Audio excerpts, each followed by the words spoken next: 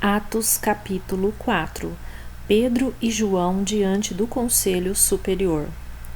Pedro e João ainda estavam falando ao povo quando chegaram alguns sacerdotes e chefe da guarda do templo e alguns saduceus. Eles ficaram muito aborrecidos porque os dois apóstolos estavam ensinando ao povo que Jesus havia ressuscitado e que isso provava que os mortos vão ressuscitar. Então prenderam os dois e puseram na cadeia para ficarem lá até o dia seguinte, pois já era muito tarde. Porém, muitas pessoas que ouviram a mensagem creram, e os homens que creram foram mais ou menos 5.000. No dia seguinte, reuniram-se em Jerusalém as autoridades dos judeus, os líderes do povo e os mestres da lei. Nessa reunião estavam também Anás, que era o grande sacerdote, Caifás, João, Alexandre e os outros que eram da família do grande sacerdote. As autoridades puseram os apóstolos na frente deles e perguntaram: com que poder ou em nome de quem vocês fizeram isso? Então Pedro, cheio do Espírito Santo, respondeu: autoridades e líderes do povo, os senhores estão nos perguntando hoje sobre o bem que foi feito a este homem e como ele foi curado. Pois então, senhores e todo o povo de Israel, fiquem sabendo que este homem está aqui completamente curado pelo poder do nome de Jesus Cristo de Nazaré, aquele a quem os senhores crucificaram e que Deus ressuscitou.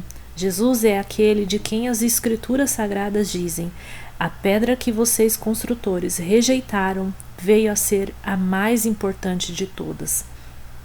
A salvação só pode ser conseguida por meio dele, pois não há outro no mundo inteiro, nenhum outro que Deus tenha dado aos seres humanos por meio do qual possamos ser salvos.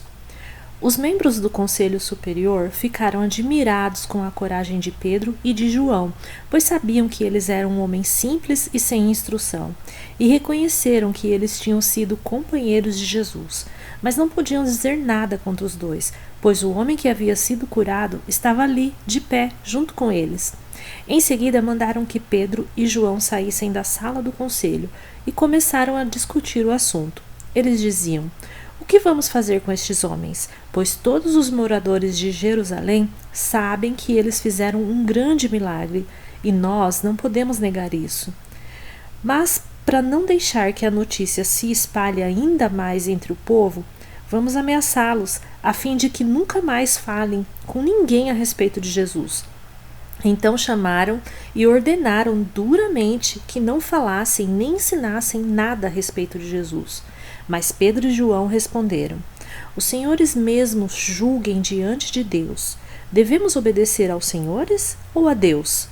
Pois não podemos deixar de falar daquilo que temos visto e ouvido.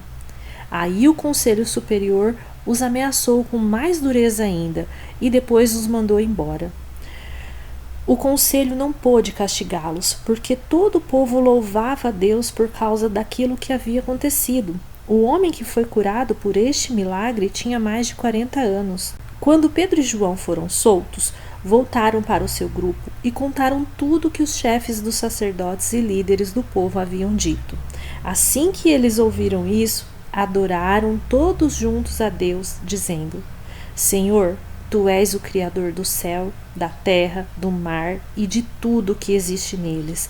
Tu falaste por meio do Espírito Santo e do nosso antepassado Davi, teu servo, quando ele disse: porque as nações pagãs ficaram furiosas? Porque os povos fizeram planos tão tolos? Os seus reis se prepararam e os seus governantes se ajuntaram contra o Senhor Deus e contra o Messias que ele escolheu. De fato, Herodes e Pôncio Pilatos se juntaram aqui nessa cidade com os não-judeus e com o povo de Israel contra Jesus, o teu dedicado servo, que escolheste para ser o Messias. Eles se reuniram para fazer tudo o que, pelo poder e pela tua vontade, já havia resolvido que ia acontecer. Agora, Senhor, olha para a ameaça deles, dá aos teus servos confiança para anunciarem corajosamente a tua palavra estende a mão para curar, a fim de que por meio do poder do nome do teu dedicado servo Jesus, milagres e maravilhas sejam feitos. Quando terminaram de fazer essa oração, o lugar onde estavam reunidos tremeu.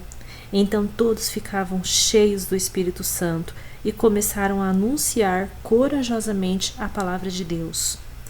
Todos os que creram pensavam e sentiam do mesmo modo. Ninguém dizia que as coisas que possuía eram somente suas, mas de todos.